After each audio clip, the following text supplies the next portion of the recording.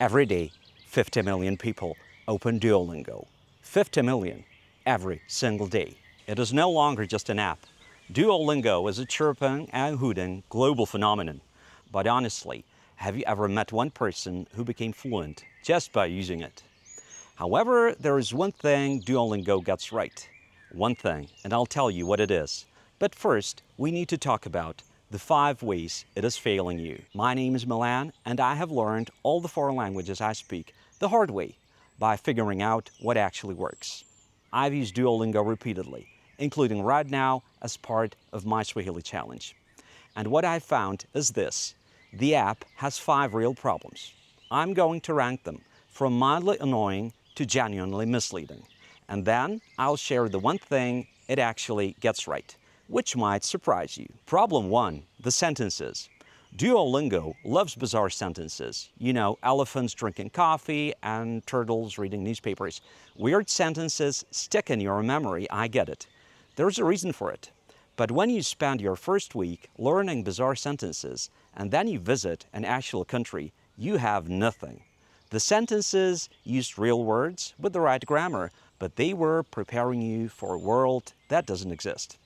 I have never, in 15 languages, needed to tell anyone that my turtle is reading a newspaper. Not once, though I respect the ambition. Problem 2, the repetition. Sentences like the bear eats the apple, the woman reads the book, the children are in the park. Again and again and again, repeating vocab over time is absolutely valid and necessary. But Duolingo doesn't realize you already mastered this 3 sessions ago. It keeps cycling the same things through different formats until you want to give up. You won't get worse. You'll get just bored faster than you should. This is critical for me, and I'm sure for many learners too. Once you get bored or even frustrated, language learning becomes a burden. And you don't want that if you want to achieve your goals. Problem 3 is where we move from annoying to actually limiting. Everything in Duolingo is isolated. One sentence, translated. Next sentence. But real language isn't a sequence of flashcards. Real language is fast, it's layered. It expects you to know what came before. You can't translate your way into a conversation. There are people who could pass any Duolingo quiz you gave them and then go completely silent when a real person starts talking. Not because they hadn't learned, but because what they'd learned had no connective tissue. A list of correct sentences is not a conversation. It's just a very impressive list. If this is landing, subscribe. More is coming. I'll tell you what at the end. Problem 4, and this one is sneaky. The streaks, the gems, and that owl. You know the owl, right? That keeps you up at night. Here's what happens slowly, without you noticing. You stop learning the language and you start protecting your streak. There are people with 300-day streaks, 400-day streaks. And when you ask them gently to say something in the language they've been studying for 400 days, they hesitate. 400 days and a basic conversation is still out of reach. The owl is not your friend. The owl is a retention gadget with eyes. Cute eyes though. And now the one that bothers me most. Duolingo's design gives you the feeling that you are progressing toward fluency.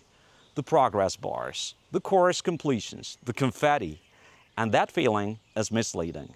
Fluency doesn't come from an app. It comes from hundreds of hours of real contact. Things that are just too fast, too natural. People who don't slow down for you. No app can fake that. The confetti is a lie, a big one. 5 problems. Sentences for a world that doesn't exist.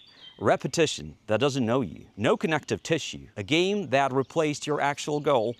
And a design that tells you you're almost fluent when you're not.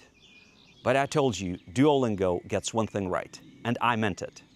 I've been critical of this app and all in all skeptical.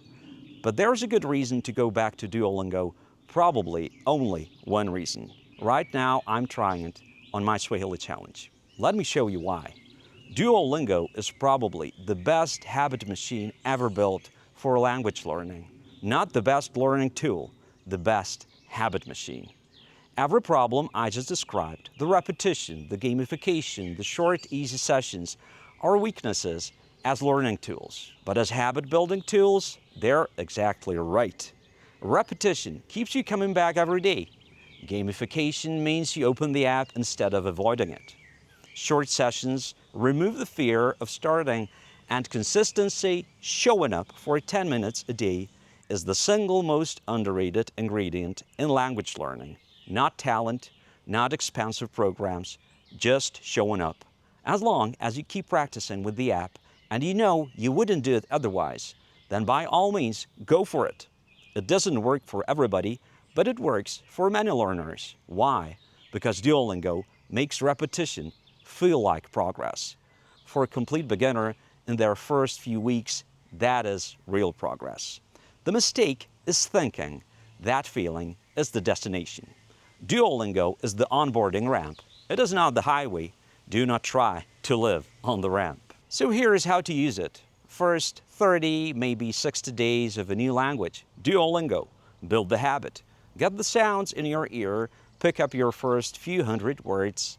Then go find something real. A song you don't fully understand. A film you watch twice. A person who speaks at normal speed and doesn't apologize for it. Duolingo gets you to the door. It won't open it.